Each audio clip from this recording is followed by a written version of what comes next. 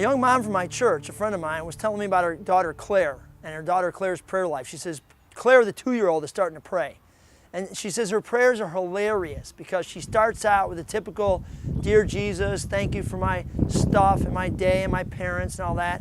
But then she says Claire goes into this whole presentation about like her whole day to Jesus. Like she starts at the beginning of the day. You know, today, Jesus, I watched Elmo on TV, and then I played with my brother Ryan, and then I played with my, this toy, and then I did this, and then we went outside, Mommy and I, and we went to the store, and he goes through the whole thing. And when she's done recounting her whole day to Jesus, then she's done, and she says, Amen, Jesus, and she goes on and goes to sleep. I thought that is an awesome story. What if all of our prayers were more like Claire's? Maybe that's the way Jesus intended us to pray in the first place. Most of our prayers are a bunch of requests and babbling words. Here's Claire. She's just hanging out with Jesus, just telling him about her day. Maybe that's all Jesus wants from us. Reminds me of the scene in Bruce Almighty, the movie. End of the movie, Bruce Nolan is there with God. They're having a meeting, and God says to Bruce, just pray. And Bruce gives some snazzy answer like he always gives, the typical snazzy thing.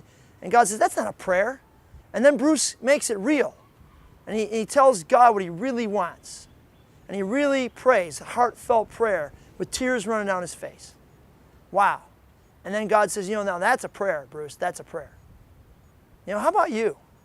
Do you say any real prayers? Or are yours all kind of programmed prayers you learn in church? Do you really pray?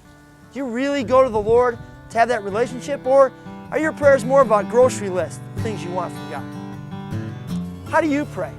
Maybe it's time you pray more like Claire.